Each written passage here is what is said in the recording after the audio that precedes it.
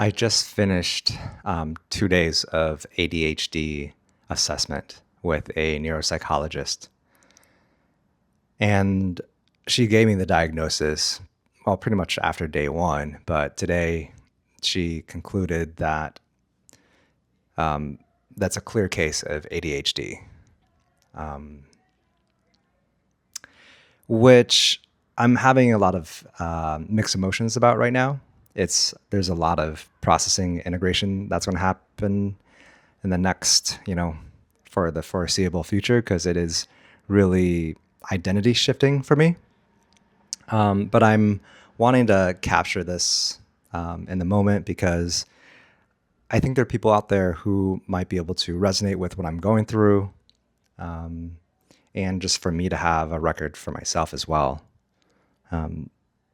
So, a little bit about me and why I decided to get tested. I had never thought that I had attention difficulties or learning difficulties. Honestly, like when I told my friends that I was starting to suspect that I might have ADHD, one of them said to me that I'm the last person that he would have expected to have ADHD. And actually, most of my friends, I would say like the majority of people who I spoke to about this said like they related to a lot of things I was describing, like hyperfocus, time blindness, being really like fidgety or disruptive as a kid. They kind of just like normalized it. And so in my mind, I had a lot of self doubt about whether or not this actually was a thing, is a thing. But there was enough suspicion that I wanted to find out for sure. And I'm glad I did. I'm really glad I did. And my neuropsychologist, she's been amazing. She also said that she's glad we're doing this testing. And it really does provide a lot of clarity around a lot of the different patterns I've seen in over my entire life, and some of the challenges that I still have today, despite having done so much my own personal growth work over the years. It feels like this is one of the last missing pieces of the puzzle that puts everything into more clarity. I think the way that I think someone described it, it's like, if you need glasses, you need glasses. It just makes everything clearer, right?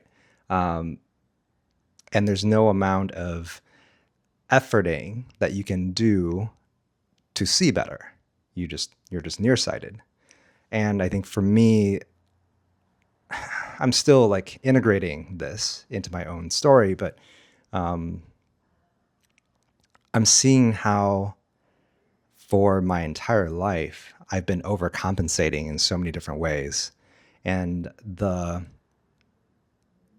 times that I've been just like depleted, exhausted, frustrated, ashamed of coming up short in so many different ways in life now has an explanation. And that is a huge relief. But it's not I'm also cautious to not put everything on ADHD. And I think this is going to be part of my own processing and integrating of what this actually means. And I've already started to do some of that work, looking at it's because it's not just ADHD. There's also a lot of trauma and personal history, family history, genetics, all those things. But I think I'm hopeful. I'm hopeful that instead of trying so hard to compensate for what is biological, that I can design smarter systems and change my lifestyle in such a way that I don't have to work so hard. I don't have to live with so much anxiety or use pressure and shame to motivate myself to do things. And I've already done so much of that work in my own personal journey over the last decade, 15 years plus. Honestly, that's how I got to this point. It's like I've done so much of that work that it feels like there's something else. It's felt like there's something else that's been missing because I've addressed a lot of my trauma. I do all the core things in life, like get sleep, nutrition, movement, relationships, and there's still something that has been not working. And I felt like something's still so hard. And so I'm hopeful. I'm hopeful that when I start to address this, whether it's medication, which she highly recommended for me, or with other lifestyle changes, that life will not just be easier, but I'll have more internal clarity and more compassion with myself, as well as I think with my mom in particular, because I think she has undiagnosed ADHD, and there are things that she does just have annoyed me so much. But seeing that this is likely, because ADHD is hereditary, that this is likely something that she hasn't been aware of, that this is actually a physical limitation, biological limitation for her. It gives me more compassion and understanding.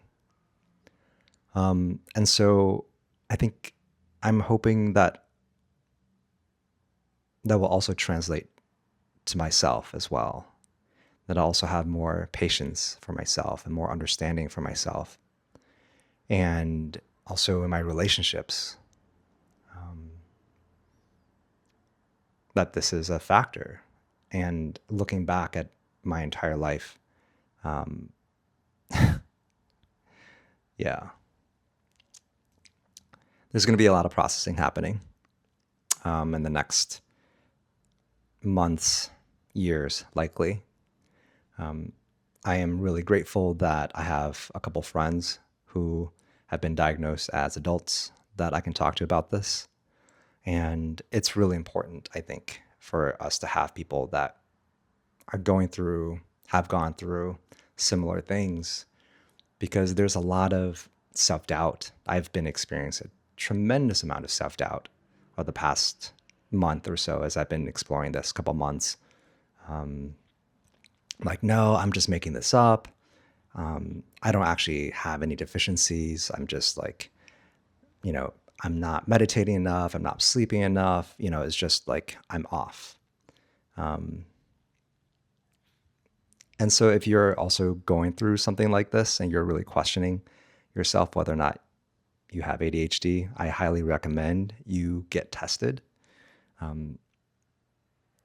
Either way, you'll have clarity. And I think there's a lot, if you work with a good neuropsychologist, psychiatrist, they'll give you a lot of good insights, information about your neurocognitive profile, like what your strengths are, what your weaknesses are. And so that is just great information to have, right? So, yeah, if you've been through this journey, yeah, my heart goes out to you as well. And yeah, if you want to stick around for my journey, I'll be talking more about this. All right, take care.